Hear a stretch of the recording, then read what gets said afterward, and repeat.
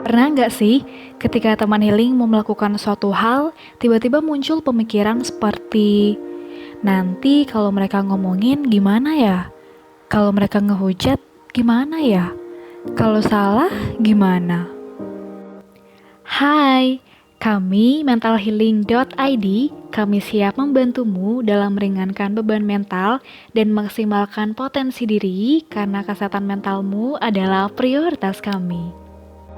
Sebagai pengguna sosial media, kita pasti sering sekali memiliki pikiran-pikiran negatif sebelum memposting sesuatu atau ketika kita berniat untuk bagikan konten yang menurut kita begitu bermanfaat untuk dibagikan.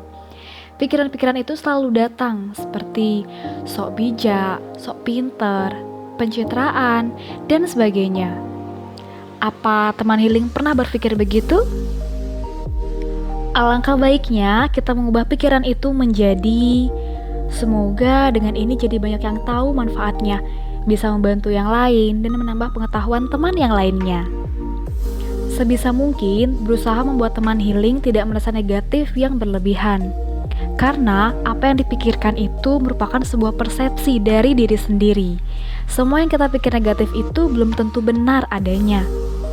Nah, persepsi atau citra diri berdasarkan bagaimana kita berpikir orang lain melihat kita ini disebut dengan looking glass self.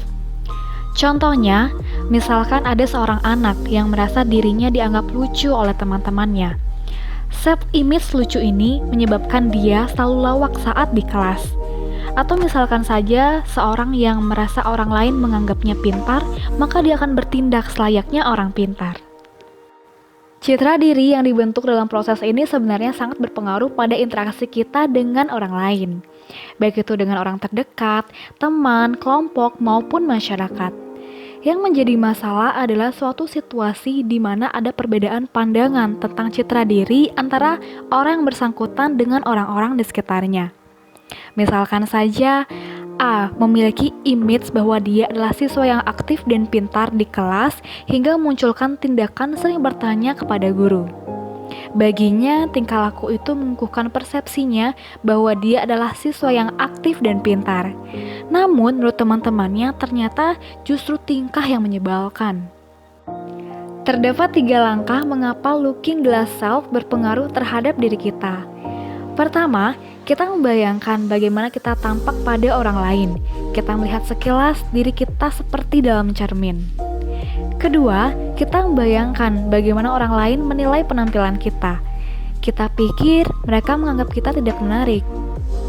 Ketiga, kita ngebayangin perasaan-perasaan yang mengikutinya seperti malu, gengsi, atau bisa saja perasaan bangga.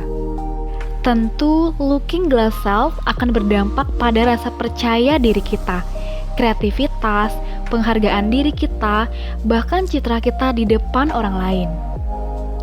Jika looking glass self yang kita lakukan adalah negatif, tentu itu dapat mengganggu kesehatan mental dan fisik kita. Lalu, bagaimana ya agar looking glass self ini justru semakin membuat kita lebih baik dan lebih positif? Ada beberapa hal yang sekiranya dapat membantu teman healing. Pertama, cobalah untuk tidak berpikiran negatif terhadap orang lain, apalagi sesuatu yang belum pasti realitanya. Kedua, coba mulai terapkan pikiran positif dan luruskan niat pada segala sesuatu yang kita lakukan. Ketiga, jadilah versi terbaik dirimu. Intinya, cermin yang utama adalah cermin yang berasal dari diri sendiri. Dengan begitu banyaknya cermin sosial, boleh saja sebetulnya kita pakai untuk merefleksikan diri sesekali. Hanya jangan sampai akhirnya kita malah jadi menyembunyikan atau mematikan cermin diri kita. Karena apapun keputusannya, kita sendiri yang akan mengalaminya dan bertanggung jawab atas hidup kita. Sekian podcast hari ini. Jangan lupa nyalakan loncengnya ya. Kami akan update setiap Rabu dan Sabtu. Mentalhealing.id hadir untuk meringankan beban mental dan maksimalkan potensi diri melalui konseling maupun kelas pengembangan diri. Karena kami percaya bahwa setiap orang berhak untuk dapat menjadi versi terbaik dirinya.